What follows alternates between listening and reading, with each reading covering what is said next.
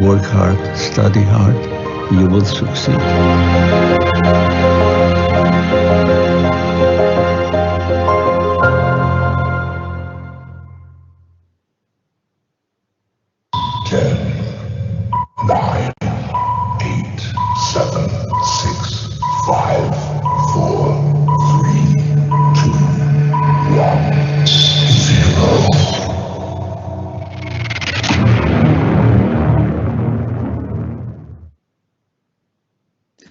Well, greetings and welcome to the Global Classroom.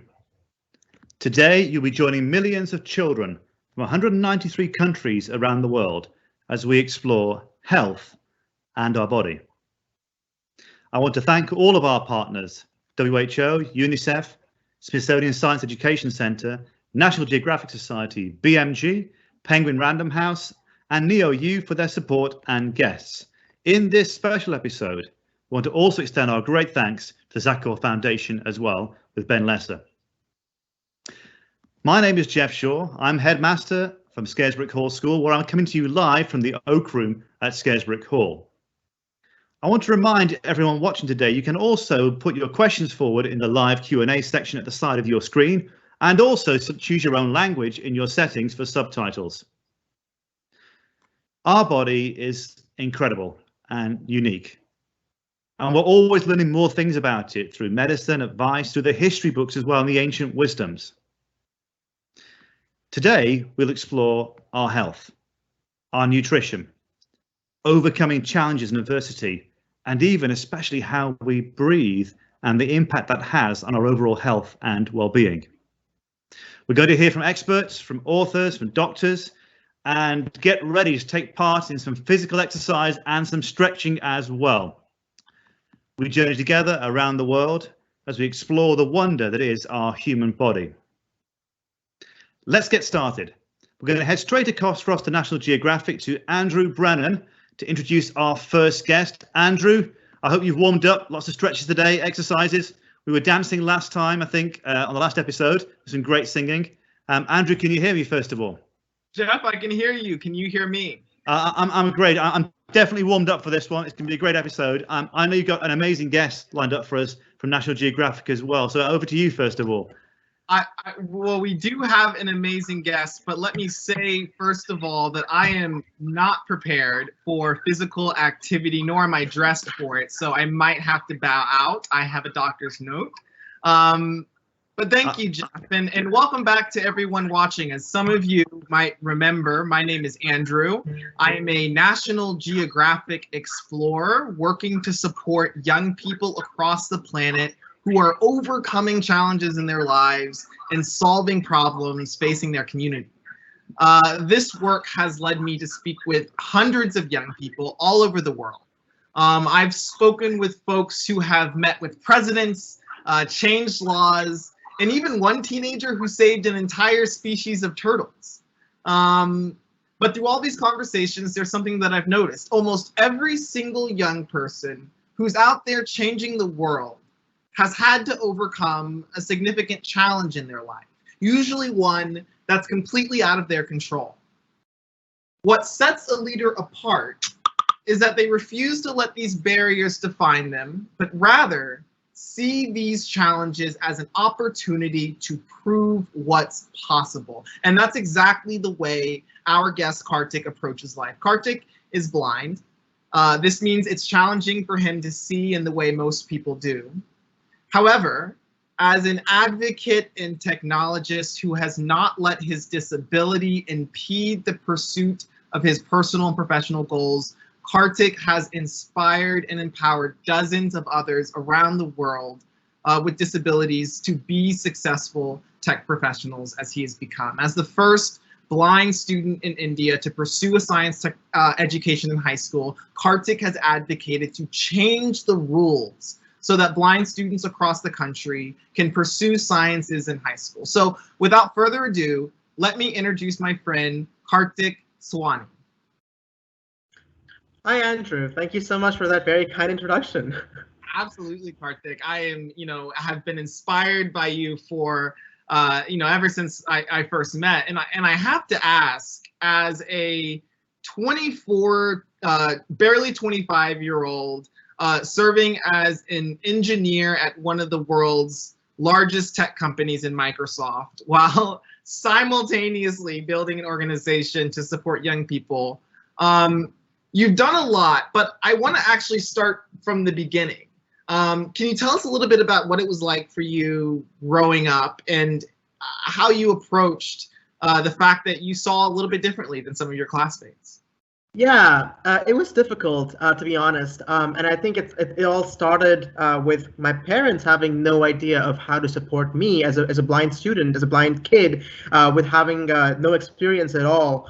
I got lucky in some ways because they were able to meet a mentor who was able to tell them about this institution called the National Association for the Blind in Delhi in India, which is where my journey began. And this was a special school for the blind where I picked up a lot of the blindness-specific skills. So for example, Braille, or how can I work on a computer, for example. And that was a very protected environment because I was basically being trained by people who knew how blind people work. They had all the information. All of my peers were blind, so that was great. And that was like the first couple, I think 2 or 3 years of my life, of my formative education, was really awesome. But then actually when I was about 7 years old is when the challenges kind of began, where I was mainstreamed into this regular school, and there was no other student who was blind, and the teachers did not know how to work with a blind student. There was just no knowledge, and I think I was not prepared at that age to be able to explain to people that, oh yeah, I work differently, or I need content in different formats, or I cannot just read the board in the classroom. And so I remember the first couple days were extremely challenging. I wouldn't talk to anyone. I would be super hesitant. But that's kind of where my parents came in. And I think they gave me this, they said this one thing to me that has been like the mantra of my life ever since. And they were like, no matter what happens, you've got to be involved in everything that your peers are going to do. And this includes even the most visual of experiences and activities. And so, for example, when other students would be coloring and painting in a painting class, my mom would not let me just sit there and be like, hey, yeah, I can't do it because I'm blind, and so I'm just going to sit in one corner and just kind of like, observe my other peers do their own thing. The idea was, how can we adapt? How can we do things differently? How can we innovate to try and see how I can be participating in some capacity in those visual classes as well? And so what she would do, for example, in that case, she would stick like wool or thread in the outline, and then I would feel it and I would color inside it. So I would still basically get a perspective on, okay, well, what colors are various objects in the world? Just the spatial understanding. She would often, bring in these objects and give me like an intuition of, okay, what is a circle? What is a triangle? And then what is a cylinder? What is a cone? And I think that information from a very young age was super useful for me later on to really understand how the world works, how visual the world works, because I still had to, figure that out. I still had to very much understand that. And more importantly, I had to develop this mindset that there will be challenges, there will be hurdles, there will be times when things will be visual and I will not be able to access it on an equal basis as my peers, but I don't have to give up. I have to figure out alternative ways with my parents, with my teachers, with my friends, with the community, and really make everything work, including, I still remember this, going to a dance class and figuring that out. And I can tell you, I am terrible. I was terrible. I still am terrible at dancing, but yeah, I had to do that. So it was a very interesting journey, challenges here and there, but overall, I think the attitude that my parents instilled in me from the very beginning, the kind of mindset really helped me through and have like a very, quote unquote, a normal childhood. Right, and the mindset is that while you might face some challenges in life, it is the creativity and the persistence and the resilience that you demonstrate in the face of those challenges that decides whether or not you're able to overcome them. But Kartik, I also heard you say that your mother was a really important role model in your life, and that she helped to make sure that you had access to opportunities despite the fact that you were blind. But I do want to talk a little bit about how you found your way into science, because I think some of the people watching might think of science and STEM as a more kind of complicated topic, and one that someone who is blind might have some challenges in terms of and getting into it. So can you talk to us a little bit about how you found your way to science and some of the barriers that you faced along the way? Yeah, so it actually all started when I was in the second grade, and I would see my siblings work on a computer and play games and listen to music and do all that kind of stuff. And obviously, I wasn't able to do any of that because it was all visual. And that was the time when I would think to myself, "Hey, would I ever be able to use this thing? It's such a barrier, and they can access whatever information is available." But things really changed for me when I learned about screen readers. So screen readers are essentially a software that can read out whatever is there on your computer screen. So, if you're in the desktop, it's going to read out every single icon on the desktop. If you're in the web browser, it's actually going to read out everything in the web browser. And so I was introduced to that when I was around 7 or 8, and that kind of changed my life. And now here I was, I could do everything. I could learn, I could typeset, my assignments by myself. I could do my homework by myself, do all of that by myself, but also, enjoy myself. Entertainment was key. And so at that age, I could play games, meet other people around the world, and of course, just, get a lot of information from the web. So that's kind of like where my interest in technology started developing. And then slowly, I started understanding and learning more about programming because, I was very intrigued about how someone was able to make the screen reader that changed my life and the lives of countless other people who were blind. And that was also the time when my school was introducing very basic programming and logical thinking in the form of, I don't know if you remember this, back in those days, you used to have Logo, where you used to have like, you would basically move around and the turtle and, visualize stuff. And that's kind of like how you started learning about programming.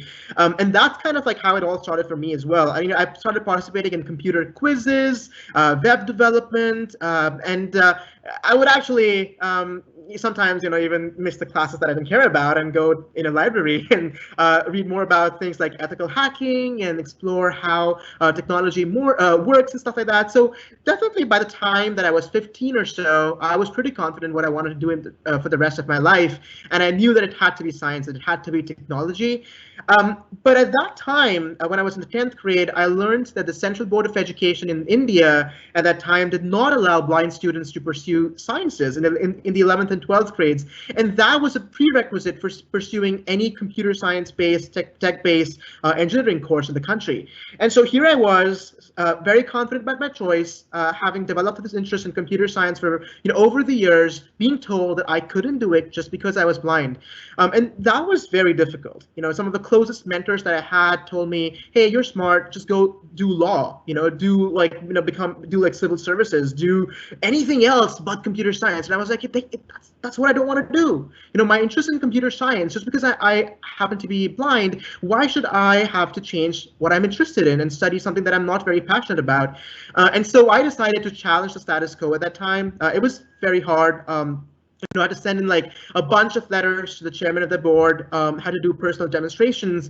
But I think, again, technology came to my rescue, and I was able to convince the chairman, using the technology, of the abilities of people who are blind and visually impaired more broadly, and was able to kind of help him understand how it would be possible, how technology has empowered me to not only think about things that are otherwise visual, but also represent a lot of that visual content in ways that others could understand. And so, once I was able to basically help him and address all the different concerns that he had, that's kind of like when they allowed and they issued this notification that now allows all blind students across India to pursue whatever classes they want, whatever subjects they want, and that kind of paved the way for me to pursue sciences, and that's kind of like how my journey started.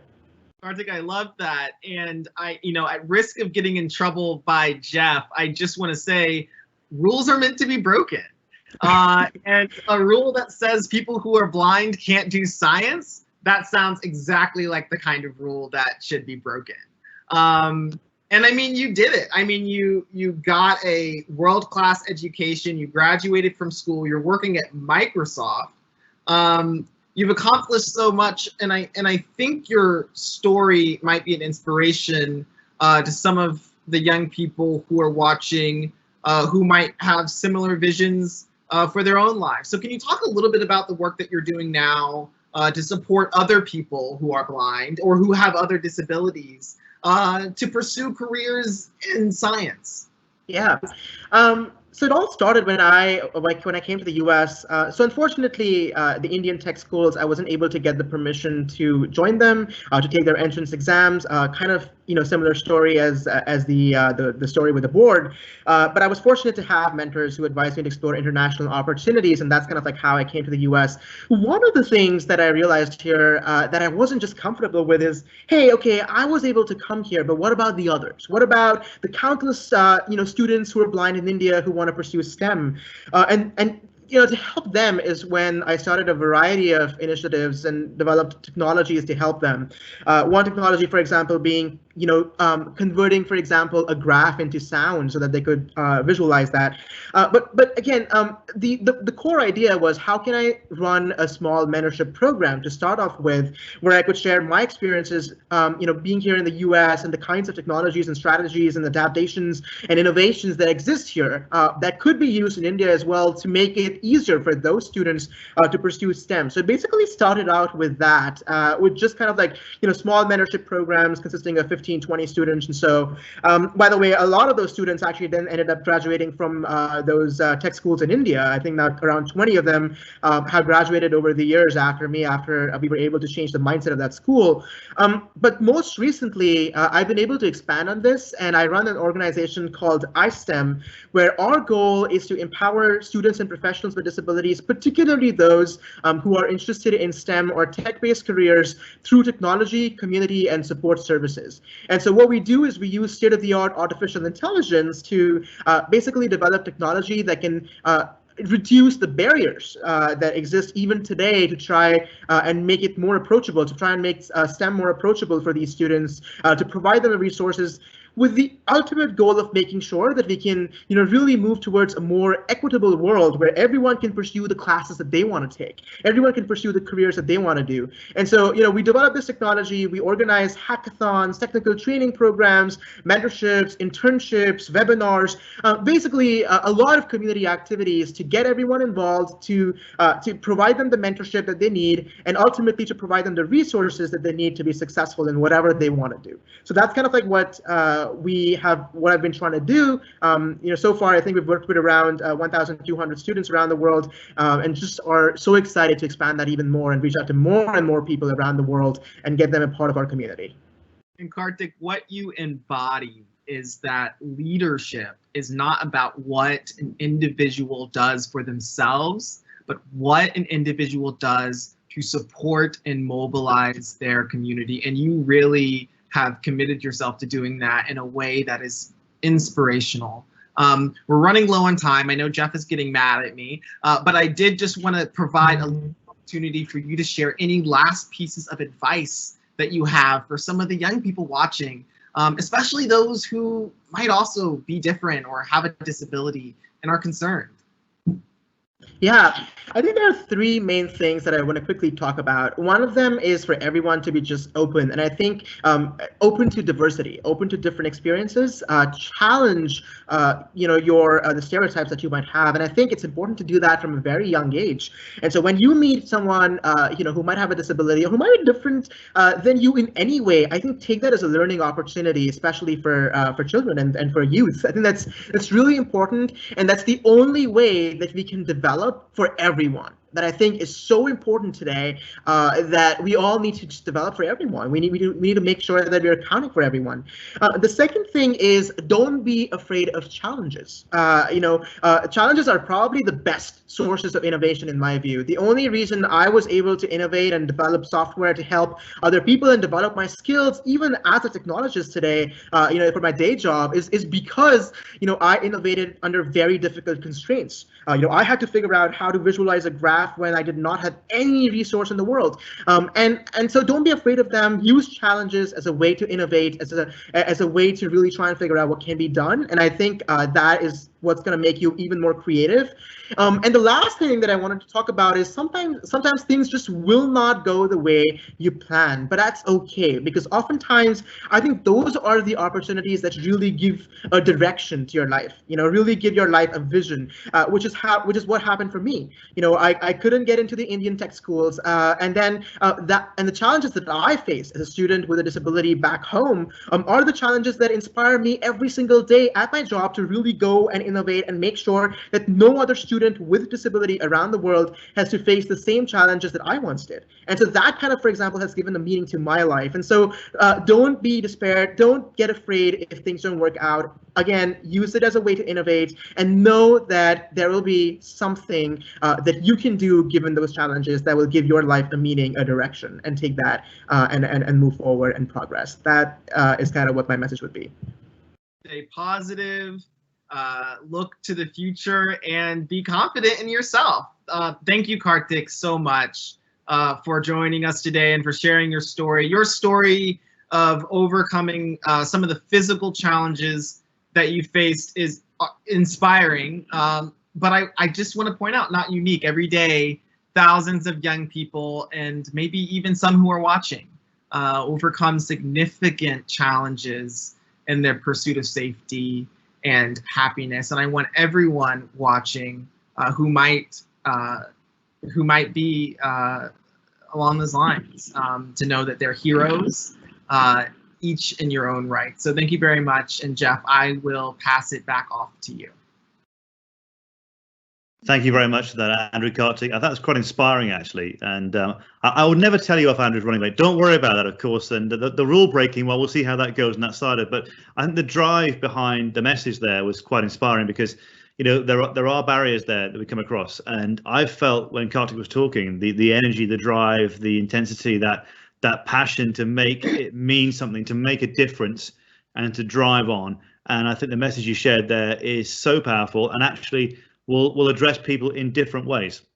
So we know you're absolutely right. Somebody could have a small challenge, could be a significant challenge, could be a worry, it could be anything. And there are people out there that have disabilities and challenges too. And to see someone like that striding ahead, I felt quite empowered and emboldened by that. So both of you, thank you very much for the contribution. That was absolutely fantastic. I'll make it your dancing or fitness later on, and we'll see how it goes. Okay, so get yourself ready for that and warmed up. Let's look now to our partners over at the Smithsonian Science Education Centre, and to one of our great friends here, which is Carol O'Donnell. Carol, how are you today, and how are things? Good. How are you? Oh, really great. I know that around the world we're all working hard, sharing the message here, getting it across, and you've been a really key part of that. So I'd love for Nad to take over now and lead your part of the session. And you've got some amazing guests for us to share some really important things as well. And I hope you're really well over there in America as well. Yeah, thanks so much. And thank you again, always, Mr. Shah, for inviting us to be a part of this very important event. So hi, everyone. It's so good to be with you today. My name is Carol O'Donnell, and I'm the director or the head of the Smithsonian Science Education Center. And I work in Washington, D.C. in the United States. And I'm also an educator, a teacher. And I've been a teacher since 1983. And that's 37 years of being, with students in classrooms. My colleague Logan, who's joining us today, she's also an educator, and she's an author. So someone who writes words on a page, and those books turn into amazing opportunities for kids all over the world. So Logan learned at a very early age that the only thing that she liked better than science was talking to people about science. And she spent the last 20 years pursuing that passion. Logan's worked at museums, aquariums, wildlife refuge, penguin colonies, and in the classroom with students just like you. So today, Logan's going to talk with you about the Smithsonian Science for Global Goals project, for which Logan is an author. So the Smithsonian, along with the Inter-Academy Partnership, has pulled together the best scientists, physicians, and medical experts from around the world to work with each of us to better understand and help you understand food and how to ensure good nutrition for all. So Logan's going to introduce you to one of the many questions that we've had from students like you, your age, about food and nutrition. And she's going to share with you an example of an activity that you can do at home to discover the answer to the question about how do you ensure good nutrition for all. Logan? Carol, thanks for the great introduction. I'm going to start sharing some slides. We should be live now. So we're going to just talk a little bit about how the food that you eat is related to your health and how you can take part in noticing that relationship. And like Carol said, we're going to use part of our Global Goals module on food to help that conversation. So first I want to ask you, all of the students who are on the call, and you can feel free to put your answer in the chat, turn to someone in your household, or just think about this to yourself. Why is it so important to know what we eat? So food contains nutrients, and those nutrients are what help you grow. They help you be well and stay well. And it's important to know what you're eating so that you can make sure you're getting the nutrients that you need. You as students are doing a lot of growing right now. And so one of the nutrients that's really important for you is calcium. You probably have heard of calcium helping you with strong bones. It helps you develop strong teeth, but it's also really important for muscle contractions or muscle movement. And it's very important for heart health. It helps your heart to beat. So you want to make sure that you're getting calcium, and you can find that in yogurt, milk, and cheese, but you can also find it in things like bok choy and other dark leafy greens like kale.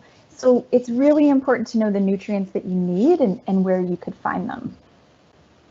So scientists also participate in this practice of thinking about nutrients and what foods go into a body. And at the Smithsonian National Zoo and at the Conservation Biology Institute, there are special scientists that do just that. They're called zoo nutritionists. You can see one of our zoo nutritionists featured here, and he has page after page after page of what's called a diet record, which means it's a list of the foods that are important for different animals to eat. In fact, this was one of my first jobs. When I was 14 years old, I started working at a science museum, and I would come in early in the morning and assemble all the foods that were necessary for the turtles and the toucans and the electric eels and the sharks. So if you're at the National Zoo and you're working with our prehensile-tailed porcupine, watermelon is going to be on the menu. If you're working with the poison dart frogs, you're going to need to assemble crickets, fruit flies, and some kinds of beetles. And if you're working with the Grand Cayman iguana, I actually have a copy of that diet record. And you can see in the top left corner, it's the name of the animal. So the zoo nutritionist knows which animal am I working with. And then you'll see a list at the bottom left-hand corner of the image that lists the types of food that need to be included in that diet. So let's take a look at this. Mixed greens. That's something that you and I might actually eat. Iguana maintenance diet, probably not. Any of you who have pets at home, if you buy a commercial pet food, this is like that. It's just for iguanas. Mixed vegetables, we eat that too. Sweet potato, and then squash. You'll also notice some numbers on the right side of the image, on the lower right side. So 120 grams, 20 grams, 10 grams, what does that mean? Well, those amounts are really important. Why is that important? So we've got the list and we've got the amount, we've got this diet record. How does that help our zoo nutritionists? Well, it's really important for the animals to get the nutrients that they need when they need them. So for example, you saw on the previous slide, this is for the breeding season, and you'll notice the iguanas are only eating Monday, Wednesday, Friday. That's because during the breeding season, they're not that interested in food. And so the amount of food goes down, whereas in the non-breeding season, they're feeding them every single day. When I used to work with penguins, during the penguin breeding season, we made sure to give them extra food, and the female penguins got extra calcium. That was because they're laying eggs, and they need that calcium to create eggs with strong, healthy shells. This is also a practice that you can engage in. So keeping track of the foods that you eat can be really helpful for you, and there are lots of ways to do that. A photographer named Greg Segal decided to do this through photography, and he took photographs of students from around the world, posed next to all the foods that they ate over a 7-day period. So Beryl in Malaysia is pictured here with all the foods she ate in a week. She especially likes cake, porridge, spaghetti with carbonara, and then she and her parents grow bok choy and spinach on their balcony. Frank from Senegal is pictured with all of his favorite foods. And as you can probably tell from the photo, Frank loves everything, but he especially likes fish, and he likes to eat the nuts that grow on the tree outside of his house. So I'd like to encourage you to stop and think about, what kind of foods do you like to eat? And what do you tend to eat week to week? And you can write your answers in the chat. You can turn to somebody at home and answer there, or just think about this to yourself. So just like those students in the photographs, you can create your own food journal. Again, this is thinking about, what kind of nutrients are coming in? What kind of nutrients do I need? And noticing what you're eating over a period of time. It could be a couple days, it could be a week, it could be longer. And there are so many ways to keep track of this. You could take photographs, like this person has done here. You could write it down. You could tell someone about it. You could use emojis or some other digital representation, but it's just important to start noticing what you're eating. So after that period of time, whether it's a day or a week or longer, stop and look back at your record and think about what you notice. Are there any patterns? Do you eat a lot of fruits and vegetables? What's your favorite food? Do you eat that favorite food every day, or is it only on special occasions? And think about the nutrients that you might need as a young growing person. Are you tending to choose foods that help you get those nutrients, to help your body grow, to be healthy and stay healthy? But as you're looking at your record, it's important to remember we're in the middle of a global pandemic, and not everybody is able to access the food that they want in a way that's safe right now. And even in normal times, we can't always get the foods that we need or that we want. And that's okay. It's important when you're looking at this record to not feel badly about things that are outside of your control. But if you are in the position to help others, be a good global citizen and think about how to help people get access to the nutrients that they need. And if you want a challenge, you can try our game, Pick Your Plate, the Global Guide to Nutrition. The link is going to be provided in the chat. This game helps you do sort of like a virtual world tour of nutrition. And you can choose a country to go to, like Benin or Finland or Australia. And you basically try to stay on budget, choose the nutrients that are going to create a balanced meal, and pick foods that you think will work for that balance. Some countries are a lot harder than others, so I'm excited to see how you do. And if you have any questions about anything that we've talked about today, you can always reach out to us. Carol's email address is listed right there, and mine is too. And I'm always happy to answer any of your questions that you have about putting nutrients in your body that help you grow, to be well, and stay well. Carol, I'll pass it back to you. Thanks so much, Logan. That was great. And I cannot wait to play Pick Your Plate. So I put the Pick Your Plate link in the chat box in case any of the students want to play it. It's fun. It's hard to get a gold medal or even a bronze, but when you do, you feel really good about knowing the nutritional guidelines of all of these countries around the world. So I do hope that you'll try these activities, and I certainly do hope that you'll keep track of the foods that you eat so that you better understand whether you're balancing your nutritional intake based on your weeks-long kind of investigation of the foods that you are consuming. So, you know, as our good friend, Dr. Swaminathan, who's the chief scientist at the World Health Organization, would say, scientists and teachers and authors like Logan can tell you the answers to questions that you might have about food and nutrition, but the best way to learn this is by also doing this and discovering it for yourself. So now I'm really excited. I want to also introduce you to our dear new friend, Dr. Panagis Galisetos. So I like to call him Dr. G.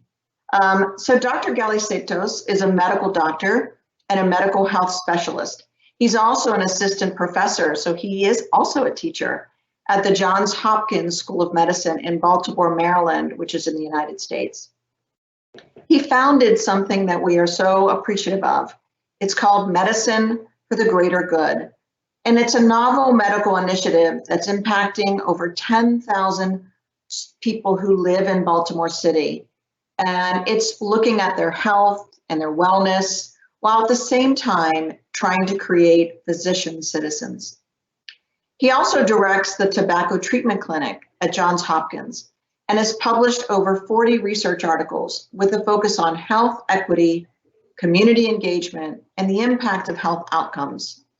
His book, Building Health Communities, has been described as a book that literally has the potential to save lives. He also has a TED Talk that discusses the need for healthcare to engage with the local community for health equitable outcomes.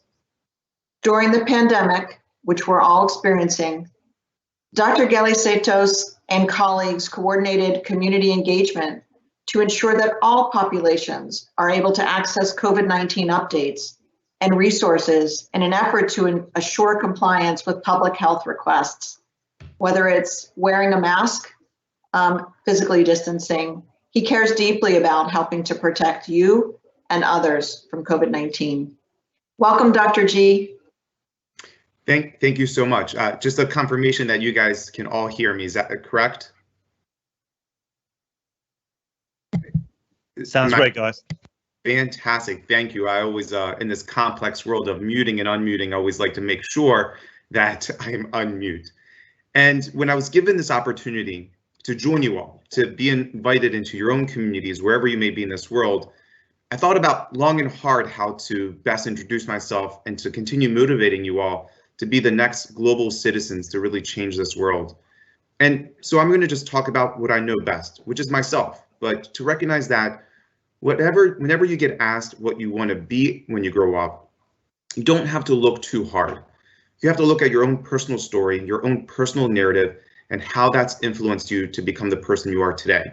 And whether you want to pursue health through being a doctor or pursue health through being an engineer, as we heard from our earlier colleague with technology, health will always be important. And I want to stress that because you might say, well, that's not surprising hearing health from a doctor. But please understand, as a physician, health oftentimes for us is more synonymous with the science of health, specifically medicine, where we look at pathology, disease, and so forth. But health is so holistic. It takes into account what you eat, takes into account where you live, takes into account your day-to-day activities, your hobbies, and so forth. Really just takes into account your own identity. So how did that play a role for me? And so I grew up in the United States in a city called Baltimore. It's not too far from Washington, D.C., the capital of the United States. But I grew up in an area of Baltimore that is rather unique. I, for instance, didn't even speak English, the native language of America, until I was 5 years old because my parents were immigrants. They came from Greece, they came into Baltimore City, and I grew up in a community where all we talked was Greek. Actually, the first time I went to school and I heard English, I was like, what language is that? I was taken aback a little bit. But the reason why I stress this is because growing up in this immigrant community, our culture did not change, even though we assimilated to the new country we lived in. And that culture was rooted in one person helping the other. My mom, she was a seamstress. If someone had a torn shirt, she'd go over and sew it. My aunt was an amazing cook. So if someone was hungry, maybe a long day at work or school, she would go and offer that. And I would witness firsthand as a child how one's neighborhood, how one's environment could offset any gaps one individual may have, right? Maybe someone needed extra assistance with their homework or extra assistance with working on their home. We all had a community member that can help fulfill those gaps. And then ultimately, I led a life, I'll spare you in this very abbreviated version of my life. I I chased down science. I wanted to become a doctor for many, many reasons, but a lot of it because my community believed in me. And I became a doctor, and then I had the honor to work at the hospital that literally was in the backyard of my community. Johns Hopkins is located, if I had a soccer ball, I could kick it from my home to the hospital. That's how close Johns Hopkins is. And I got to go there and I got to train and be a doctor there. And during my time there, I completely, my heart was broken. Let me put it that way. I got to see medicine's limitations firsthand, right? I could sit back and describe so many diseases down to the genetic level, right? I could shower my patients with tons of information and science, but the challenge was that wouldn't really make an impact on their health, right? If they left the hospital and went to an area where it was hard to find nutritious food, it was hard to find a park, it was hard to ignore the violence that was happening there, whatever a doctor prescribed for them or recommended to them, it would easily be offset. And so as Ms. Carroll mentioned earlier, I helped create an initiative called Medicine for the Greater Good. And MGG, the initials, the purpose of that initiative was to take doctors of the 21st century and let them understand that medicine and its impact in health, on health, cannot be maximized, cannot reach its full potential within the confines of a hospital wall. If we are truly dedicated to making our communities healthier, we can't just sit in the hospital.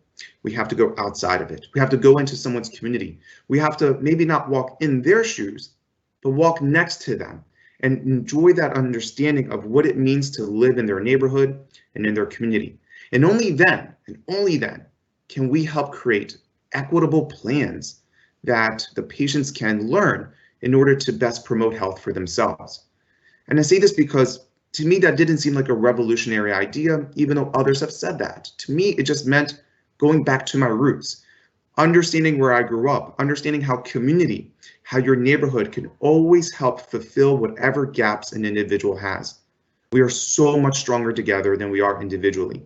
And so if you want to recognize to promote health in any context, I strongly encourage doing it unified, doing it as one, doing it as a group, because only then can you hit the maximal potential of yourselves and of your community in order to promote health and wellness and to prevent disease. And that concept is so much true in today with COVID-19. And the last closing comment I'll make is, as you heard earlier, we are engaged with the community during COVID-19. And one of our outcomes has been going into the schools and talking to the children about how you all can play a role in ending this pandemic. And sometimes I get a child snickering at that, but it's true, right? We talk about how it spreads. And so if we take the behaviors of how it spreads and undo that, right? Physical distancing and so forth and hand hygiene, we could all stop this pandemic today. So the power is in your hands to make your communities healthier. It's all about you and recognizing what your identity is and finding that profession that aligns with your values and goals so you can maximize the best outcome you can for the world. So I'll stop there and I'll turn it back over to you, Carol, and others for any questions.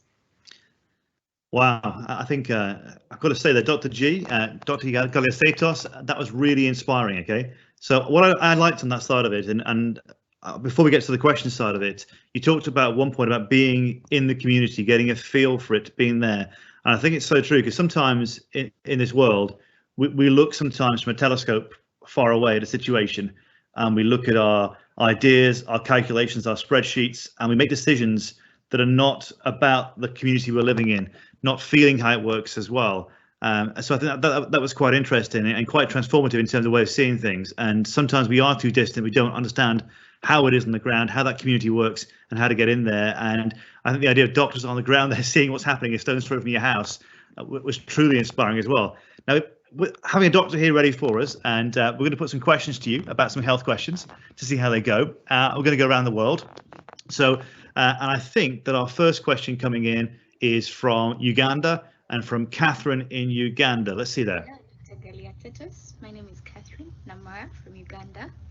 Considering the future of medicine and how dynamic it is, how would you say the role of nutrition can be modified to harness its benefits and enhance its role in promoting good health?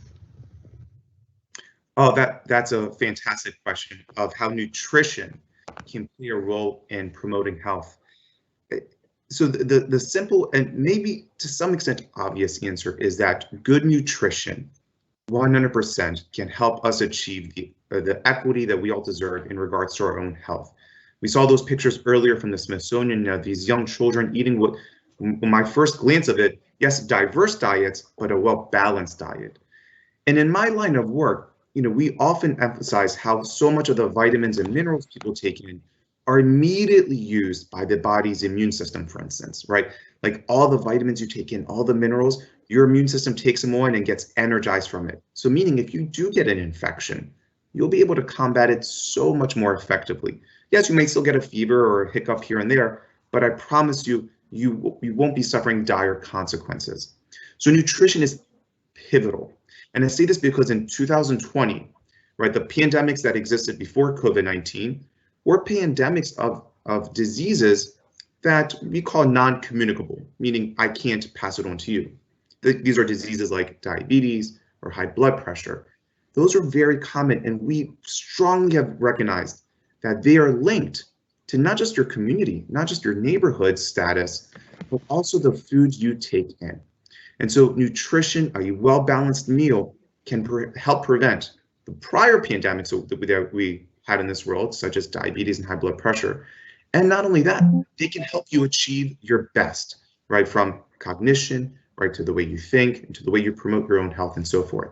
So I'm a firm believer, actually, when we go out into the communities, discussions of food is easily the top choice, the top conversation that everyone has, and we discuss how we can all benefit one another with more diverse, nutritious diets. So that's a fantastic question that I think transcends every country and every culture. Wonderful, and great to hear that from Uganda as well. So thank you very much for that question coming in. The second question here is actually quite linked to that one. We had a question coming in, sent in to us via text or an email from Ian in Canada. Now, there was quite a long bit of text, and Ian, I can't read it all out for you on that side of it. But I think Ian was talking about the idea, can I really actually improve my immunity? We are in a pandemic right now.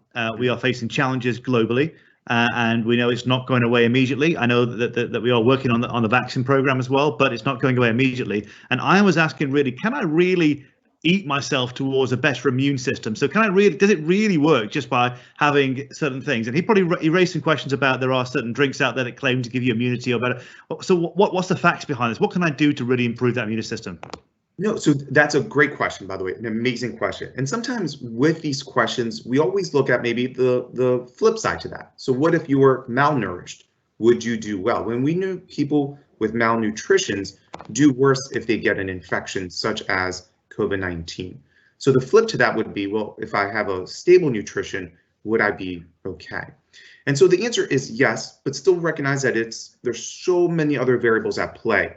But nutrition, the reason why we emphasize that is because it is the one thing that you can control. What you put into your body, the diet you eat and so forth, that is up to you to help modify it. And in a time like this, why not prepare your body with all the vitamins and minerals it can use in order to maybe not prevent catching the virus, right, but prevent it from ever becoming a severe disease like COVID-19. Now, that's one thing. And the second question I get often asked is, then what foods should I take in? And the one thing I want to emphasize here is, and I know you'll have many amazing speakers, intelligent human beings, but none of us can match Mother Nature.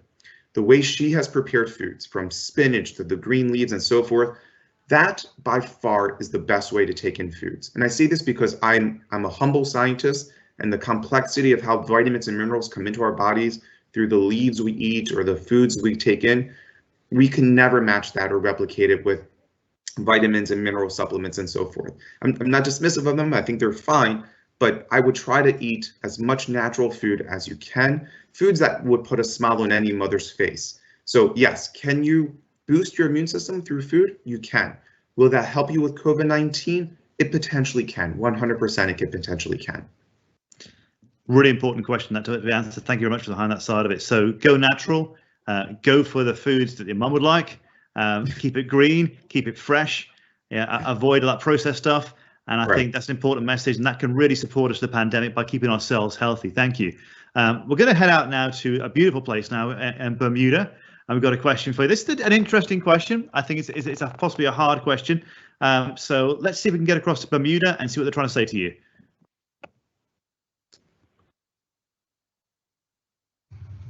Hello, my name is Sam, and I go to Chatmore British International School in Bermuda, where I'm head boy. My question today is, what are the prospects of herd immunity as it relates to the coronavirus? Oh, it's a great question. So herd immunity implies that enough people in a population have gotten an infection where we have a memory to it, where we can kind of hold off, meaning whenever we get a new infection and our body's immune system has to recognize it for the first time, oftentimes that delay in recognition allows the virus or the infection to just kind of grab one cell to the next, replicate, and ultimately cause a disease. And when you have an immunity, a prior memory to it, the second that virus comes in there, the body's prepared, everyone's on defense, the virus gets taken care of, either without ever developing symptoms or maybe some mild symptoms. Now, in order to have this type of herd immunity, every infection, we kind of take into account, well, how does it spread? And this one spreads through the air. And how contagious is it in its infectious period? And we know SARS-CoV-2 can be infectious for anywhere from 2 weeks to up to 30 days. Taking all these variables into account, we create a number called the reproduction number that tells us how many people need to achieve herd immunity in order for this pandemic to be somewhat behind us. And that number is somewhere between 60 to 80%. That is very high when we look at this infection causing a pandemic, right? 6 billion people throughout the world susceptible to this. So herd immunity of 60-80% of 6 billion people, unfortunately, it's going to be a lot of people and a lot of lives that could have been prevented from being lost.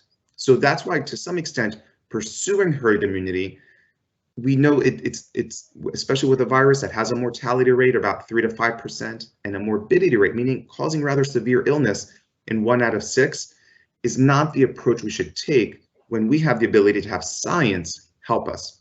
One way to gain herd immunity without having to go through a bad disease like COVID-19 is a vaccine. And that's what we're in a race for at the moment, right? Where you are seeing the pace of science and the pace of intellectual thought really help promoting the next level of combating Mother Nature's pandemic. So herd immunity, we want to achieve it, don't get me wrong, but we want to achieve it without losing any lives. And the best way to do that is a vaccine. And that means vaccinating about 60 to 80% of the world's populations. So that's what we're trying to strive for. Trying to achieve it another way, just naturally, that means many lives will be lost, and we're nowhere close to that. I think the last numbers are about 25 million people with with SARS-CoV-2 infections throughout the world. So if we're relying on just herd immunity to happen naturally, we are not even a 5% there. So we have a long ways to go. But for humans, we have science. We can get there in a more efficient and ethical way through the vaccine. Dr. G, thank you very much. It's a great answer, that side of it. So I've got to thank you on behalf of the Global Classroom for being so honest in your answers, so truthful about that. And I've got to go back to your message there about being real, being connected. And we are here part of one global community in the Global Classroom. We have people around the world listening in, and I'm sure they'll recognize that message you put out there and for answering the questions as well. So a huge thank you. I wish you all the best in the pandemic in your area and your work as well. So thank you very much for taking part in today's classroom. Thank you. Now, we've talked about health, we've talked about fitness, about medicine, we talked about what I should eat, what I shouldn't eat. We've addressed overcoming difficulties, when you can't see something, how to go about that. Let's get to the section now that Andrew Brennan was really looking forward to, and let's get our bodies moving, let's get healthy, let's get fit, and let's get working. So we have some friends over at NeoU Fitness, and they have a platform where they're working on thousands of fitness classes, streaming out, making sure when they're even got sort of lockdown and pandemic, we can all use our bodies to stay fit and to stay healthy and to stay really, really well. And I'm really appreciative here that we've got one of their guests. Blake is working with us now, and she's going to join us and guide us through what it means for her to stay fit and to stay healthy, and how she is generally staying well. And actually, now's the time to create some space in your area so you can move about. I'll probably get my chair out of the way in a second, and I'll probably roll out a yoga mat behind me. And we'll see if we can connect now to Neo, the team over there, and see what Blake is doing. So Blake, can you hear us at all yet? Can we connect into you? And how are you doing? I can see a screen coming up. I can see hello. Hi, Blake. Hi, Blake. How's things over there? Hey, Blake. How are you doing? Hi, I'm doing very well. Thank you so much for having me. Guys, I'm super excited to be talking to you all today about movement, moving our bodies, feeling good, feeling strong. So I figured I'd give you a quick little background on me. My name is Blake. I grew up doing all kinds of sports, but for the most part, it was gymnastics and cheerleading for 16 years. I then started teaching gymnastics for 11 years, and for the past 4 years, I've been teaching both adults and children on the NeoU app how to work out, stay active, be healthy and fit, and it has truly just been so much fun. I did grow up trying to play kind of all sports, and I could never stick with all of them because I didn't find them fun. And so that's sort of the first thing that I want to talk to you guys about. When it comes to fitness, we have to bring the fun into it. Fun and fitness are meant to go together. That's the only way that you're gonna keep doing it, keep moving, and really enjoy what you're doing. If you're not having fun, it's going to feel like a chore. And I mean, I know how I felt growing up doing chores. I'm sure you guys are like, ugh, chores, they're the worst. So we don't want working out and being active to feel like that either. So you've got to find what works for you. Is it playing a sport? Is it just riding your bike outside? Is it swimming? Is it jumping rope, running? Is it playing games? Is it hopscotch? Honestly, there are so many things to choose from, and it's really just up to you to explore, try different things, and find what is like, oh my gosh, I'm having so much fun while I'm doing this that I don't even realize that I'm working hard. Work and play kind of go hand in hand. So find what is fun and stick with it, and I promise that will keep you moving. The second thing I wanted to talk to you guys about today is fitness with your friends and family. Sometimes working out alone and playing sports alone, it's not as fun. So I want you guys to challenge your friends, challenge your family, see if you can grab somebody to go outside and set a 1-minute timer and see who can do the most burpees in a minute. See if you set another minute timer, who can do the most squats, and put a little bit of competition in there with your friends and family. And if you guys want to sort of make a game out of it, say, if I do the most burpees in a minute, then you have to clean my room, and if you do the most burpees, then I have to clean my room. Whatever it is, find something where the stakes are a little bit higher, and that just is going to make it even more fun. And the last thing I want to talk to you guys about before we really start moving, because I mean, this classroom is all about the body and movement, so I'm not just going to sit here and talk to you guys. I'm going to get you up on your feet and get you moving. So the last thing is to try to get outside and simplify. Moving your body and being active doesn't have to be so complicated. Maybe you go outside and you just go on a walk. You go on a walk and you see what you can find in nature. Maybe it's going outside and sort of just walking to a bench and then stepping up and down off the bench a bunch of times. Getting outside and getting fresh air and moving your body at the same time is like the recipe for success and to just feel so good. A lot of us are sitting on our computers a lot more often than we're used to. With the craziness of the world, that it's even now more important to get outside when you can. And nature just, I mean, it's a game changer. It really is. So the more you're inside, try to go outside just as much, especially now with the situation that we're all in. So get outside, make it simple, have fun while you're doing it, and that's going to keep you going. You're going to feel so strong.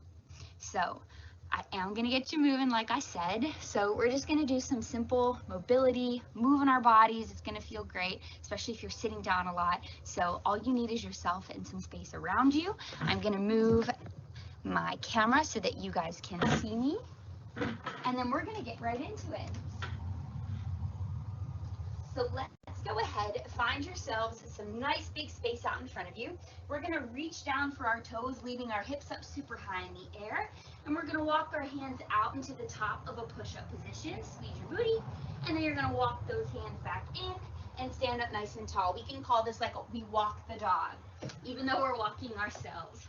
Walk it out, walk those hands back in, and stand up tall. If you're having a hard time keeping those legs straight, then you can bend them a little bit, especially if there are any grown-ups at home that are doing this as well.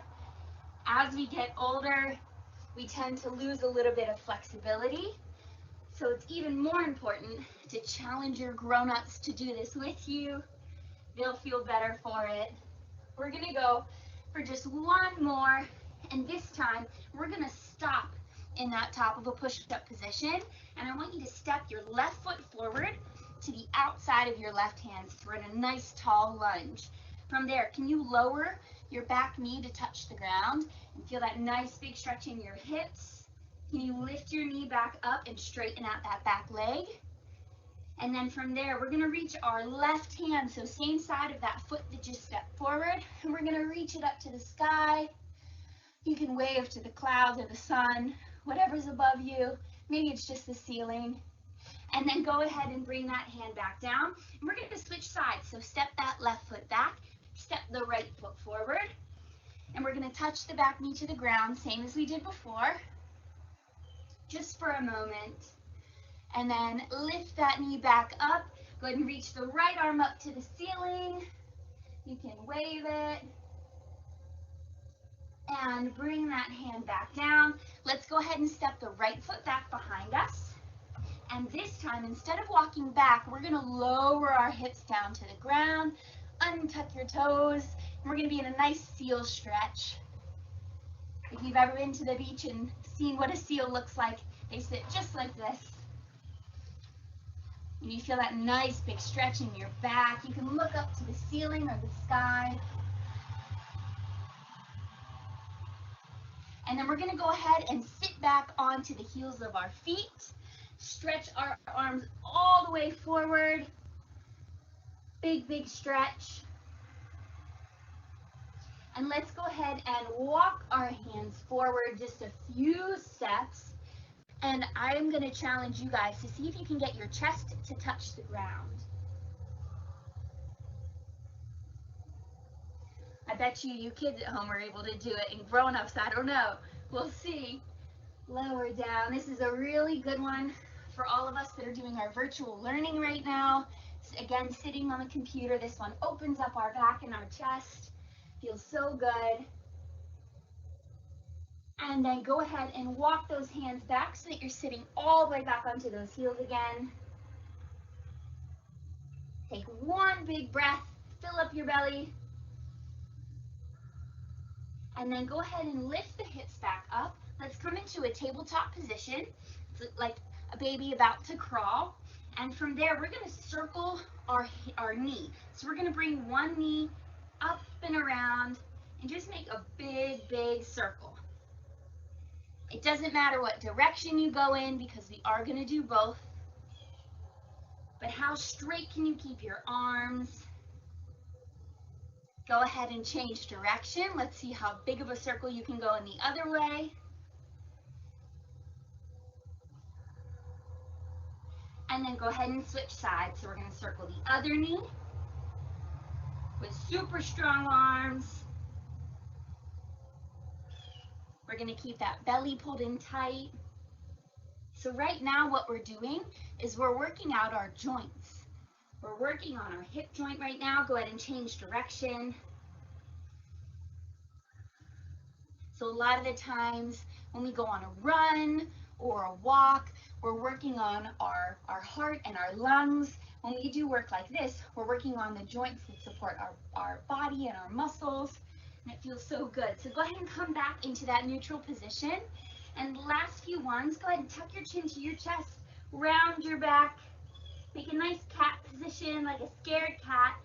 And then you can lower the belly down, look forward. And then again, tuck the chin, really round the back. Arch once more. And then go ahead and tuck your toes back behind you. Lift the knees up off the ground. Press back into a strong downward dog. You can pedal out the feet a few times. You're going to walk the feet forward to meet the hands. We're in that nice bent over position again. And then you can stand up and you are done. Guys, awesome, awesome job. Keep moving your bodies. Keep having fun. Back to Jeff at Scarisbrick Hall. Hey Blake, I did do it honestly. Honestly, I went off camera. I got my mat out. I was doing my exercises, at least in some way as well. You made it look so easy, but actually incredibly important. And thank you for sharing that, because we know that we've now covered through over difficulties, nutrition, health, movement for the body, all important for our overall well-being and exceptionally important too. A huge thank you to the team over at NeoU and your contributions over there as well. And I got some great exercises to share with children around the world and what you've done. So where do we go next? So we've covered sort of the physical side, we've covered the nutrition side. Let's look at something that actually we do every day, all the day, throughout the night, and perhaps we don't even think about it sometimes. We sit here, we inhale, we exhale, but are we doing it the right kind of way or the wrong kind of way? And how do we explore that? My next guest is called James Nestor. Now, James has written for Outside, Scientific American, The Atlantic, Dwell, The New York Times, and many more publications. Now, his latest book, which I actually have a copy of over here as well, and I've been through that. Honestly, scanned it through. It's a good read. It's an exciting read. It's accessible read as well. It talks about a really interesting approach of going through history, different aspects on here about breath, how we think about it, how we do it. This book came out in May 2020 and it's published by, I think it's Riverhead and Penguin Random House. And it really was an instant success, a New York Times bestseller. And James, you meet in a second, has appeared on dozens of programs, more so recently as well on there, including, I think, ABC's Nightline, at CBS Morning News, NPR, lives and breathes in San Francisco, I believe, beautiful place to be. And James, if you're there, how are you? How are things? Doing very well. Thanks for having me. Well, it's great to have you here. And I've got to say, the book is a great read, okay? And actually, we've got children around the world right now, and we're trying to think to ourselves, how are we going to explain this and talk about it, which is extremely important. And I thought we'd actually probably kick off by trying to get somebody actually live with you in the global classroom now to perhaps ask a question of what their thoughts were as well. And this is the point where we cross our fingers and hope we can connect to somebody and get it right. So I know that our first question is coming from, I think it's Lily. And Lily is in the classroom somewhere, and Lily's going to try and turn her camera on a second and a microphone on and see if we can get through to her. Lily, I can see your picture coming up, which is wonderful. If your microphone's unmuted. Lily, how are you tonight? You okay? I'm good, thank you. How are you? Great. Well, we've got James here for you, okay? And I know you had a question to ask him. So let's kick off first of all with your question. And it might then invite James to talk a bit about his book as well, where it came from. Off you go. What led you to develop the breathing technique and how did it make you feel? Okay, Lily, thanks for that. It's a great question. So I did not develop any breathing techniques. As a journalist, I went out into the field and talked with experts, breathing therapists, people who have been studying breathing for decades and decades. And I spent several years collecting what we know about the new science of breathing. And what I learned is that so many of us are breathing improperly. Yes, you can breathe inadequately. You can breathe improperly, just like how you can eat the wrong foods or not exercise enough. And how we breathe affects us in so many ways. It affects how we think. It affects how we move. It can even affect our growth. How you breathe can affect your growth, which is amazing stuff. So it turns out that our ancestors were likely breathing a lot better than we are today. And I know that seems crazy because how can we prove that? We can't take an ancient ancestor and put them into a lab, but we can look at their skeletons. And by looking at their skeletons, by looking at their jaw structure, we can see that their airways were much more wide than ours are now. If you think about the modern population, most of us have crooked teeth. We have crooked teeth because our mouths have grown so small. And with a mouth that's too small, you have a smaller airway, which leads to a lot of breathing problems. So I know that wasn't the exact answer you were looking for, but there are as many different ways to breathe as there are foods to eat. And we can use these different ways to breathe to really energize our body or put ourselves to sleep or focus. There's so many things we can do with just our breath. James, thanks for answering that question, certainly. And you talked a bit about what you've researched on there. Just give us a bit of insight now to the people watching on where did it come from to suddenly look at, breathing as an idea? It's something we don't even think about most of our times. So I'm thinking here, I'm now more aware suddenly by what you said of how I'm breathing, whereas a second ago I wasn't. So what triggered it off for you in terms of your journey? Well, a lot of my friends, when I told them I was going to go write a book about breathing, they thought, this is the stupidest book in the world. We all breathe. I'm breathing now. You're breathing. Everyone who is alive is breathing. What do we really need to know about it? But it wasn't really until I showed them what free divers were able to do that they got interested. And this was really my jumping off point as well. So free divers are these people who have trained themselves to hold their breath for 7, 8, 9 minutes at a time and dive to depths of 300 or 400 feet, 100 meters below that. So they're able to do this because they focused on this art of breathing.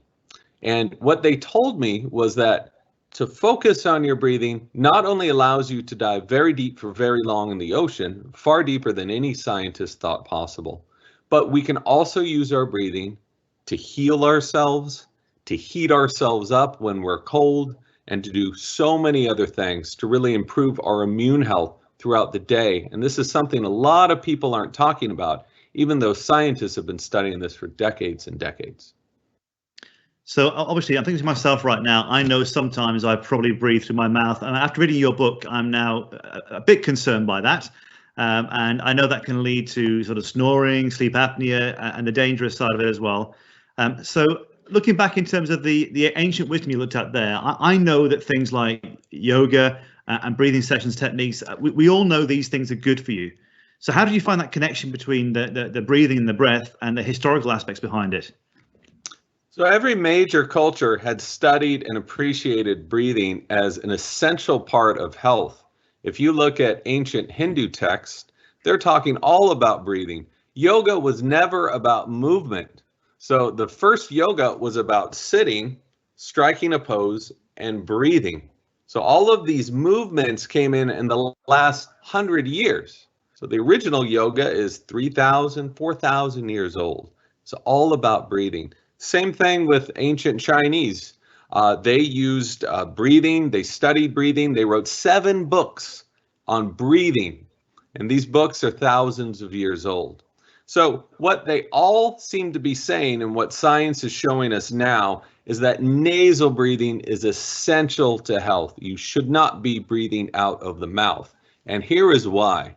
If you were to take a cross section of my head or your head or anyone's head, it would look something like this. So when we take in breath through the nose, we are pushing that breath through this maze of different structures. And as air is forced through these structures, it is heated, it is moistened, it is pressurized, and all of that air is filtered through all of these different hairs and mucus and so many different things. So by the time it enters our lungs can more efficiently extract oxygen. So this is our first line of defense. If you look at this fellow's mouth, none of those structures exist. Air just goes straight through. So you're exposing yourself to everything in your environment. And if you happen to be in a city like I am, that means pollutants, that means allergens, that means a bunch of other dust and gunk. You want to filter that air. So just breathing through your nose is really the first step to healthy breathing.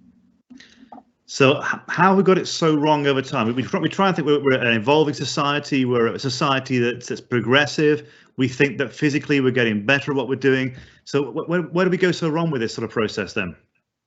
So when I was a kid, which was a million years ago, I never learned that evolution wasn't about progress. I had always learned that evolution was Darwinism, survival of the fittest, natural selection. Life just keeps getting better and better and stronger and meaner. That is not true. So any person who has studied evolution, any biologist, any anthropologist will tell you that evolution means change. And life can change for the better or for the worse. And the human species right now, at least as far as our breathing is concerned, has been changing for the worse because our faces have been growing more and more flat, our mouths have been growing more and more small, that it's hard for so many of us just to get a free breath in. And you think about it, you look at any other animal in the wild, they're breathing just fine. But humans, we have sleep apnea, we have snoring, we have asthma, we have respiratory problems that other animals don't have.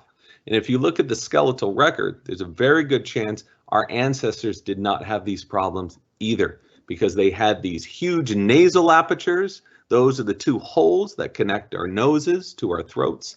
They had these enormous jaws and they had these huge airways. So I don't mean to bum anyone out. The reason why I research this stuff is once you identify the problem, you can then find solutions. You can then fix it. And that's what I spent so many years in laboratories and at universities doing, is finding the best way of fixing our breathing to share in better health. That's incredibly powerful to hear that sort of story. I guess inherently we know that the ancients and the chanting they used to do as well, and the timing behind that is very, very interesting, and that all interconnects well. I know in going through the book as well, you talk about the muscle associated with the jaws as well, and how that's been affected over time, perhaps by, is it processed food? How can we strengthen that? How can we improve our jaw muscle to actually get back on track with this then? So everyone wonders, how did we get crooked teeth? If you were to look at an ancient skull, anything older than about 500 years old, and I've looked at hundreds of these, you can look them up online if you'd like, you're going to see straight teeth. And this includes our ancestors from 1 million years old to 500,000 years old and on up. But right around the time when processed foods started coming all over the world, we all started eating this stuff. And by processed foods, I mean rice where the bran and the germ were removed, so you just had the starchy white seed, flour that was pulverized, a lot of sugary stuff, canned stuff. You think about all of these foods and they're extremely soft. So our ancestors used to chew for 4 hours a day. And if you think about the stuff you've eaten today, at least if you're like me, avocados, smoothies, pancakes, it's all soft. So especially when you're young, it's so important to chew, because when we chew, we're able to work the musculature of our faces. We're actually able to build a wider palate, a wider mouth. And chewing really starts in infancy. So we know that kids who are breastfed versus those who are bottle fed, breastfeeding takes a lot of stress. It helps pull the face out. They will have a lower incidence of sleep apnea and snoring later on in life. So especially, it's a little too late for me to start chewing. I'm old, but if you are young, chew your food, eat real foods that require chewing. I know it may take a while, it's not as fun, but you are going to be doing yourself a big favor later on in life. Great advice, and there are quite a lot of young people around the world right now. So I'm going to go and try and tune in now to a different question for you. This is a very specific question about people facing perhaps times of stress and difficulty and challenges at the same time. I've got somebody online now called Charlotte. I'm going to try and get a camera on now to see you, and the microphone unmuted. And we'll say a quick hello, Charlotte. How are you? Hi. Hi, Charlotte. I think you got a question for James. Is that right? Yes. Fire away. I am in year 11 at Scarisbrick Hall School. I will be taking my GCSEs this year. What do you suggest to help with the stress of the exams? So this is a very stressful time for everyone, especially for a student about ready to take big exams. So one of the things that happens when we get stressed out is we start breathing inadequately. We tend to open our mouth and so this creates a feedback loop in our body, and our brain reacts to that stress and becomes more stressed the the more we start breathing too much. So the very first thing you should do when you feel stress coming on is slow down your breathing. Breathe through the nose. So you can try a little trick right now. You can place your hand over your heart, and we're going to inhale to a count of 4, and we're going to exhale to 6. If you can't exhale that whole time, that's okay. So while you're inhaling, 2, 3, 4, and exhale, 2, 3, 4, 5, 6. Try it again. Inhale to 4, 2, 3, 4, and exhale to 8. 2, 3, 4, 5, 6, 7. So you can keep breathing that way. You're going to notice something. Every time you inhale, your heart rate goes up. Every time you exhale, it starts to slow down. So whenever you feel the stress coming on, you can exhale more than you inhale. This is not a placebo effect. This is you taking control of your breathing and sending messages of calm to the brain and the rest of your body to relax. And it's no coincidence that if you start breathing more slowly, exhaling more, you might feel your fingers, a little warmth coming to your fingers or your toes.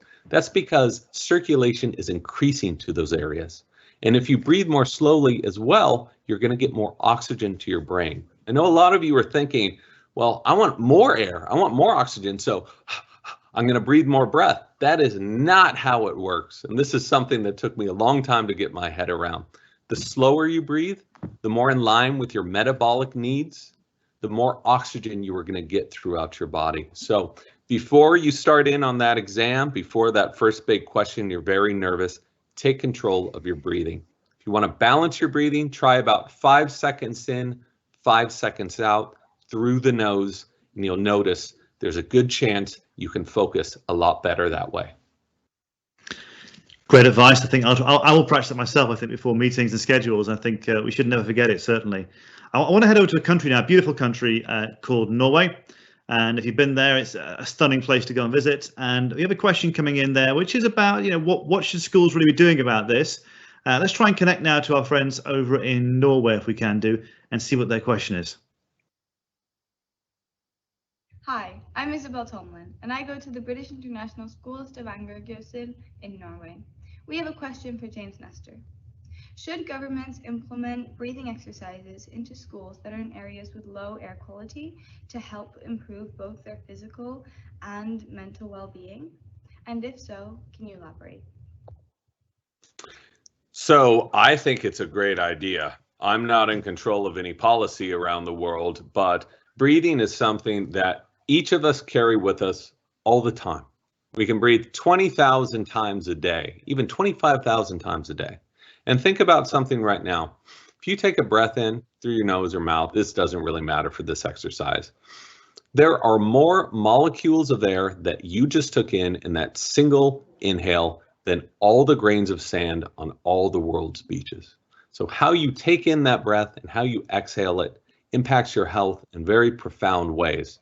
So I think that a wonderful thing for people to do, knowing that breathing is free, it's available to all of us all the time, and doing it has known benefits to your health, mental health, physical health, and more, is you can focus on breathing. And if there were 5 minutes or 10 minutes at the beginning of class, even a couple minutes to focus on your breathing, I think that we would see some pretty good results. And the worst thing that could happen is you might feel better. There are no side effects to breathing healthy. One other thing I want to add, I spent a month in Norway trying to surf your very cold waves and didn't do too well, but a gorgeous country, and I can't wait to go back there sometimes. James, thank you very much. I think we both love the Norwegian fjords, so that's wonderful to share that. Now, our time is coming to an end for a second in the Global Classroom with you, but your input's been fantastic. Are there any final words you want to share with children around the world at all, James? I would just say basically a repeat of what I've said during this talk. Try to breathe through your nose as much as you can. Try to breathe slowly, especially in areas with pollution or smoke, and especially at a time of COVID. This is your first line of defense, including against viruses, because our nose produces this other amazing molecule called nitric oxide, which battles viruses. So there is no problem with ever breathing through your nose. There are many problems associated with mouth breathing. So these are simple things. I think if you adopt these as habits, you'll really feel a lot of benefits from them. James, thank you very much. I think for those who want to read more, the book is fantastic. We haven't got time to go into it now, but I know you also say that humming is quite a good thing as well, which is fantastic to share as well. But from my point of view, from our team here, thank you very much for your time. It's been wonderful. Have a great day as well, James. Thank you very much. Thank you for having me. And now we're moving on now to our next guest and our final guest, and certainly a prominent one for the Global Classroom, and one that we're incredibly proud to have here, and also to share with you the amazing work of his foundation that he has as well. And rather than me sort of talking about our next guest, first of all, in a minute, I want to share with you a video that explains a bit about what he's done and the amazing life that he's had as well. And I think we're going to cue it up now, and you're going to learn about quite a remarkable person who has a life that's absolutely extraordinary.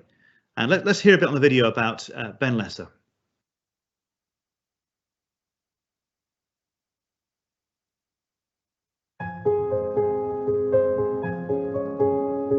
It's human nature to want to live.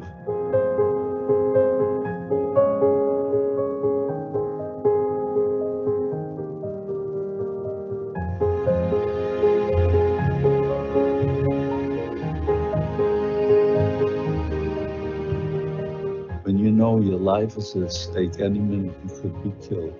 You lived from minute to minute and prayed a lot and hoped that nothing will happen to you.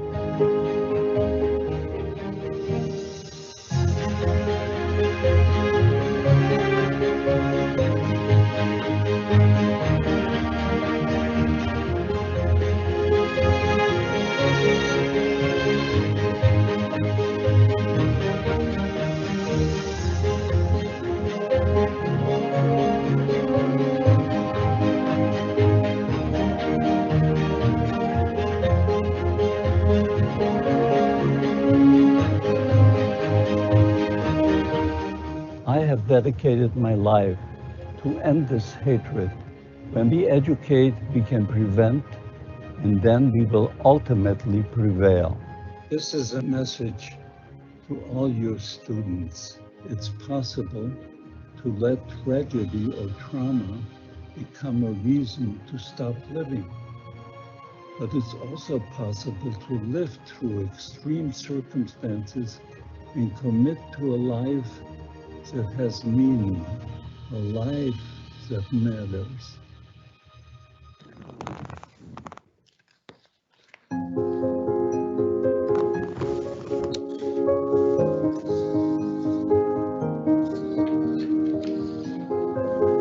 My dear departed one, all 6 million are crying out to the world in a single word. Zachor, remember us, we were here.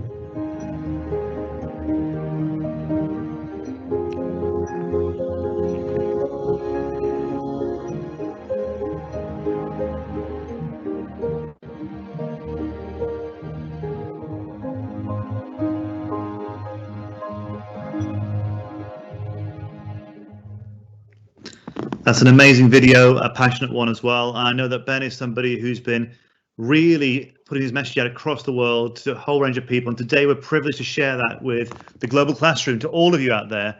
He's so proactive in 2019 that Ben even engaged with BMG Sound Lab in Los Angeles and met with some of the world's leading songwriters in there to produce a song called Choose Love. And I recommend you go and find that. Go and find that on Spotify, Apple, etc., or a streaming service, and listen to it, because Ben's story changes people's lives.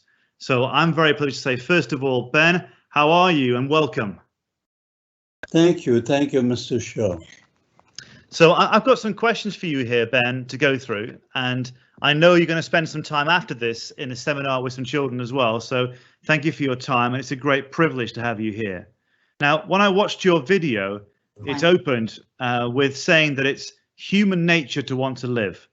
And now you endured some of the most horrific treatment and persecution. And I've read your book, and it's an amazing book.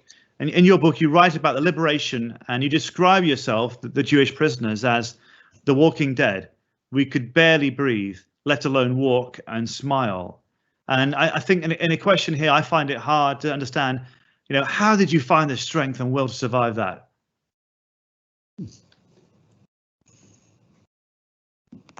I don't know how I found the strength. I always had this feeling that I will survive it. Ben, I always talk to myself in a way, if you behave and do everything you're told and you do it the best you can, perhaps you'll have a chance to survive this. And as it turned out, I survived, but just barely. When I was liberated, I passed out and I was in coma for 2 months. And I woke up in a sanitarium. Actually, it was a monastery. Cloister. The monks gave up one building to rehabilitate into a hospital. So that's where I woke up 2 months after liberation. So to answer your question, I have no idea how I survived. Well, I mean, thank you. Oh, I'm sorry, Mr. Shaw. No, carry on, if you will. I think it was God's will that I survive. And I asked myself the same question. How come the whole family, out of 7 members, only I and my sister survived? Why? Shock ladder. Why? So the answer to that is, I believe that God needed a witness, someone who can talk about the Holocaust. And I dedicated my last 25 years to do just that. I go around and talk about it to schools and colleges. I travel all over the world just to keep this world from acquiring amnesia. I'm doing my best, but I know what's coming in the future, and I know that I won't be around here forever. So who is going to pick up that important message that we did have a Holocaust? Most people don't want to believe it. And some of the people minimize it, but I was there and I know what happened. And every word is true. Yes, it was 6 million, and it wasn't just a few, and it wasn't the fault of the Jewish people. It wasn't the fault of anyone else. It was Nazism, hatred. Hitler installed the hatred into human beings. And that hatred has to stop, because Hitler and the Nazis did not start with killing. They started with hate, propaganda, and this is what it leads to. And I have so much to tell the youngsters of today. There are so many ways that we have to stop the hatred. When you bully someone in school, that person who was bullied will never forget. He'll never forget or forgive you. And God forbid, if that person's life is not successful, he'll blame you because you bullied him. It's part of hatred that has to stop. And we don't know what this person is going to do. If you hate enough, it's easy to kill. The Nazis have showed it. How can they kill women, children, babies, throw them alive into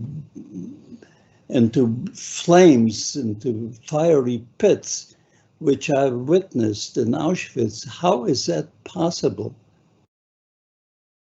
but it's all possible, I guess, if you hate enough, because the German people were highly educated people. It's not like, you know, they didn't have the education. They were cultured, educated people, and how could they do this and then go home and meet their own family and children after they killed dozens of children because they were born Jewish? That's a big crime. You can't be born to a Jewish family. If you are, you have no right to live, according to the Nazis. And that was Hitler's idea. Ben, I think I'm listening to you right now, and I'll be honest with you, it's really powerful, the words you're speaking. I'm almost not wanting to talk to you and ask further questions. What you're saying is amazing. And you mentioned you want to try and reach people. We're doing the same thing, definitely. We want to echo your message around the world. Could you perhaps, you talk about the idea in your book called Living a Life That Matters. And, we also would advise that anyone goes to the website of zachorlearn.com to understand more about this. Would you share with us, perhaps, while you're here now, live around the world, what it was like to be in these camps that you went through, all four of them? Take your head up.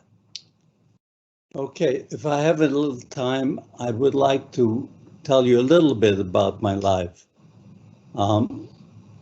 I don't know, Mr. Shaw, do I have enough time?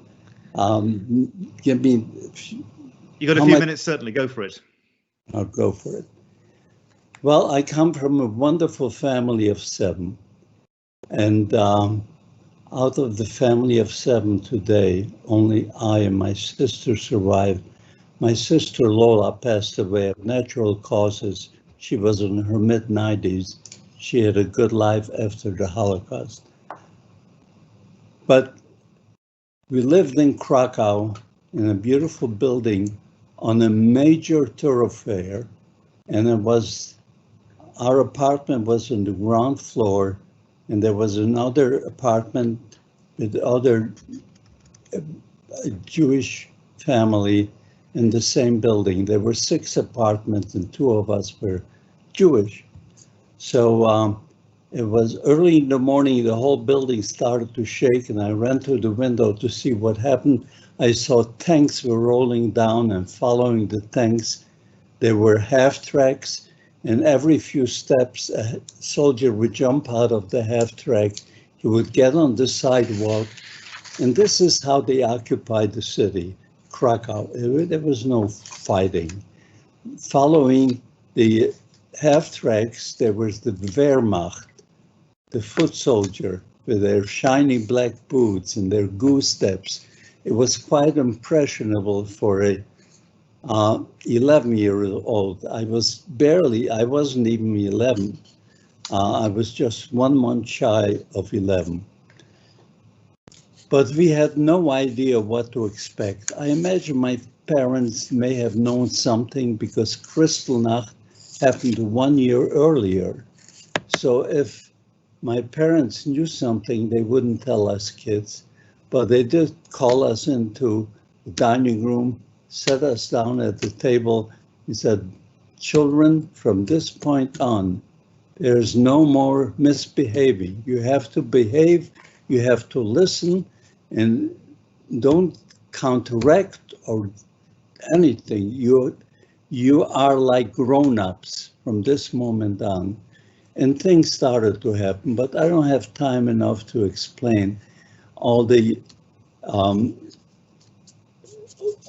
the ordinances that they came out with, constantly making it worse and worse. And finally, there was a new ordinance that we had to leave Krakow or go into a ghetto. They gave us a choice only one time. And we decided we are going to leave Krakow. Now, we're going to that community, which we were there about 1 year's time. My sister Lola marries Michael in that community, and they move out from our house into a duplex. The owner of the duplex, the other side, was the mayor of that community. The community name was Nepalomice. Nepalomice was a nice town. Anyway,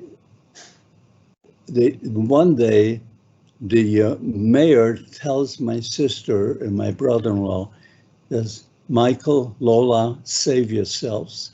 Something is going to happen here tonight or tomorrow. And that night, my brother-in-law hired a wagon with a driver, a horse and buggy, and in the middle of the night, with whatever we could carry, we put it on there and we left. Now, the only place we can go was a city called Bochnia. Bochnia was a mid-sized city and they did have a ghetto. That meant we had to go inside the ghetto. I don't have enough time to explain life inside the ghetto, but believe me, it was something unbelievable, unbelievable.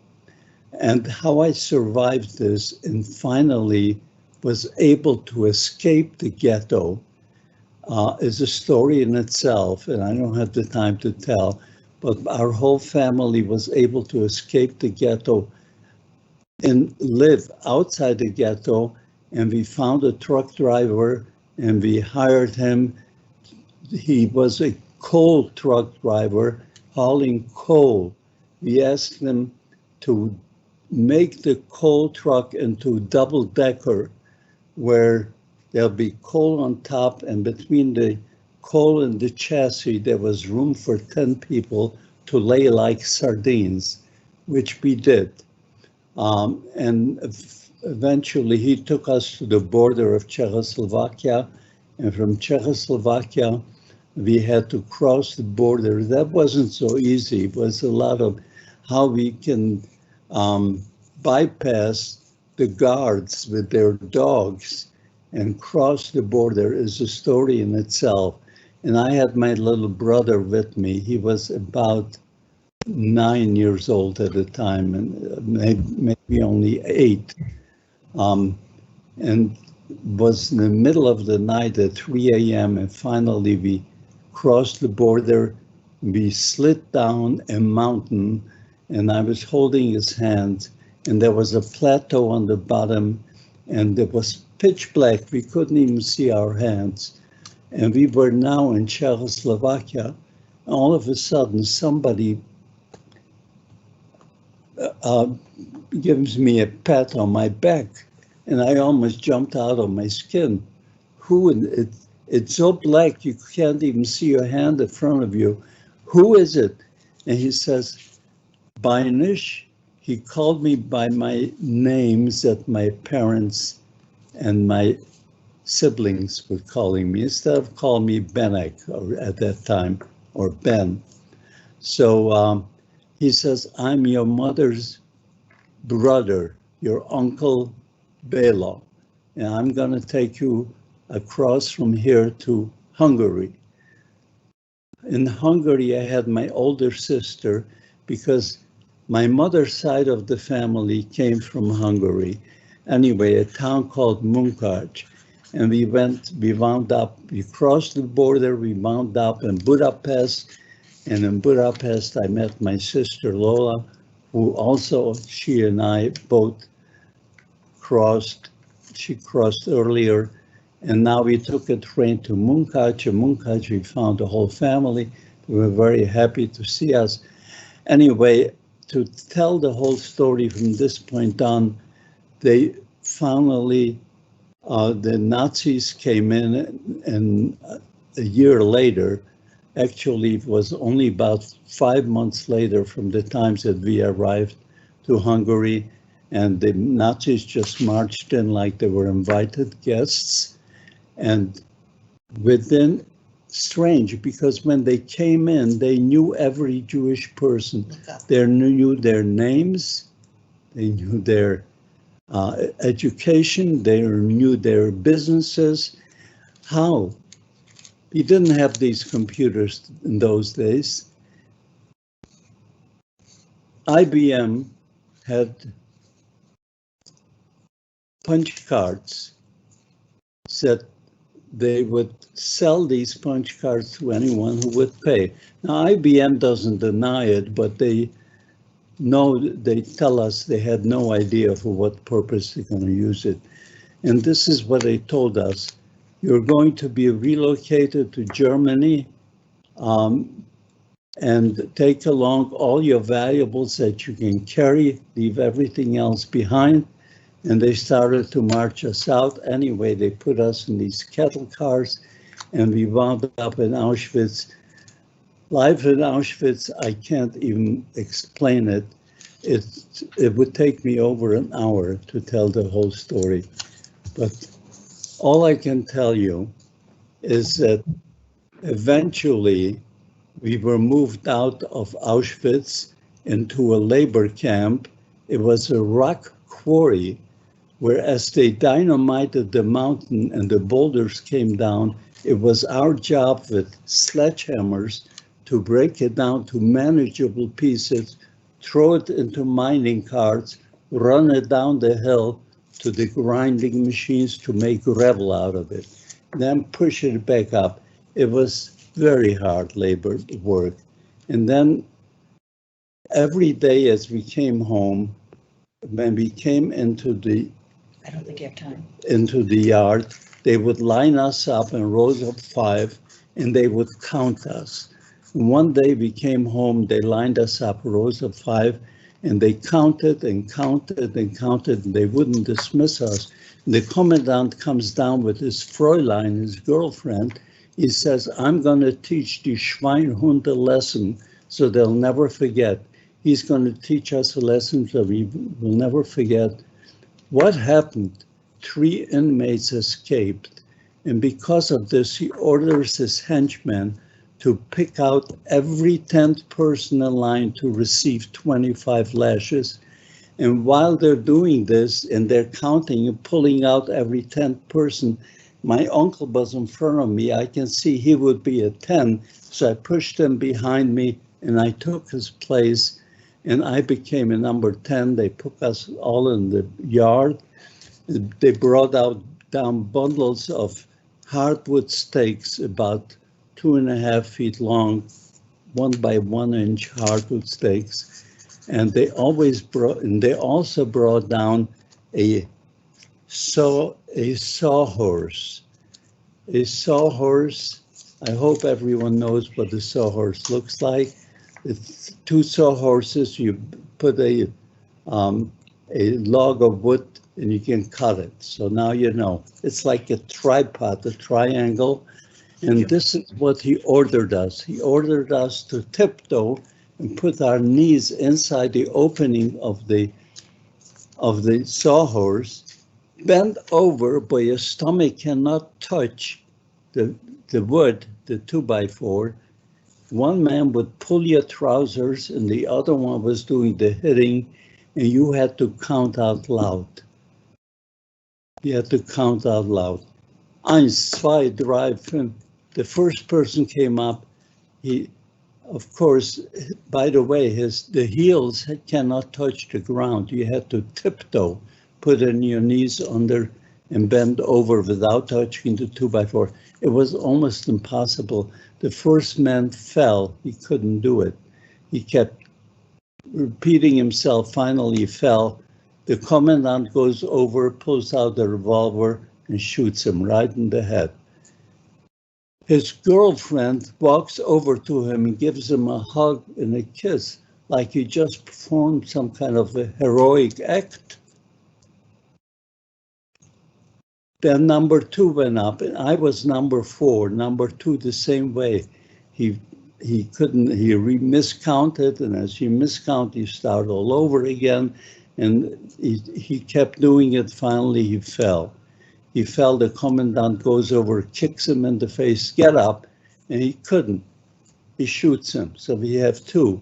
Number 3 was a younger man, and after he made a few mistakes, he was yelling out, "Please don't kill me, have mercy on me." So as he said that, the commandant says, "Okay, then stand up, come over here and face me." The poor guy stood up, made a few steps, and his knees gave up and he fell. As he fell, the commandant goes over and shoots him. We have 3 dead bodies. Ben Lesser is number 4. I was probably the youngest in the camp at that point. I was only close to 16, 15, 3/4, something like that. So I remember going up to that sawhorse and talking to myself. I says, Ben, this is it. You want to live another hour? No mistakes. You have to do exactly what you told. I went over, I tiptoed, I put in my knee into the opening. I bent over without touching the 2x4. One man is pulling my trousers and the other one is hitting. And I count 1, 2, 3, 4, 5, finally 20, 21, 22, 23, 25, 25. I made it. When I made it, then you can hear a pin drop in the whole camp because no one believed that anyone will survive this. Now the man who was holding my trousers tight says to me in Yiddish, go over and thank the commandant. I stand up, blood is running down my trousers. I'm walking over to him, I salute him, and I said, Danke schön, Herr Kommandant. When he hears this, he puts his hand on my collar and turns me around facing the number 10s. And he says, now I told you it could be done. If you do it like this, Junge, if you do it like this, young one, you have nothing to worry about. While this is happening, there's a commotion at the gate. They caught those 3 inmates and they were pulling them in. Well, it's a long story, but as they were pulling them in, the commandant saw that, just like a child gets sick of a toy, he told all of us number 10 to go back into the line there, in the line, and those 3 people were hung. Yeah, but Ben, I think these stories that you're saying there are I mean, I'm listening and I can't sort of stop listening. It's incredible. But I do know that I've got a difficult job on the time management, so bear with me. What I need to tell people right now in a second is that what we're going to do once we finish this session is put you into a seminar room where you're going to have a long time to talk as well. And we're going to post that on YouTube alongside this session. I was almost in tears when you spoke about that, because how do you go up there and stand there and do that? I can't understand it. It's so difficult to comprehend the atrocities that have gone on there, and to get the truth out there, to remember, to not have amnesia is something that we must get right for the whole world. Now, we're going to carry on this discussion in the seminar in a second and move it forward. Can I ask you a question, though, which would be, your life didn't finish in that concentration camp. It didn't end there. You went on from there to achieve an amazing family, a wonderful life, a wonderful wife that you've just celebrated an anniversary with as well, and also a successful businessman. Now, you lived through these extreme circumstances and you committed your life to one of meaning and one of purpose. Now, there are children around the world, millions of teenagers, young people, that are going to hear this now, and they'll watch the session after this. What would your message be at the final part of our session now to those people that you would give to young people directly around the world today?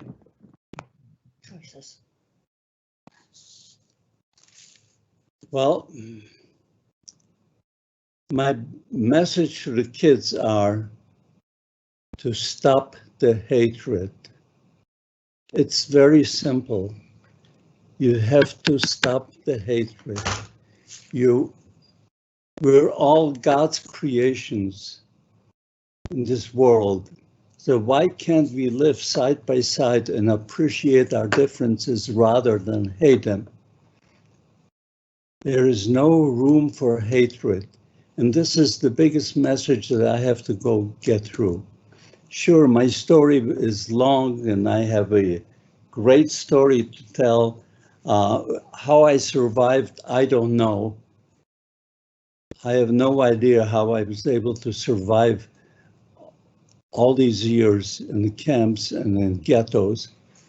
But I believe that God needed a witness, and that's why I am going around to schools and colleges talking about it. But I do want to say something to you. Know that that's to the kids, that we all have choices.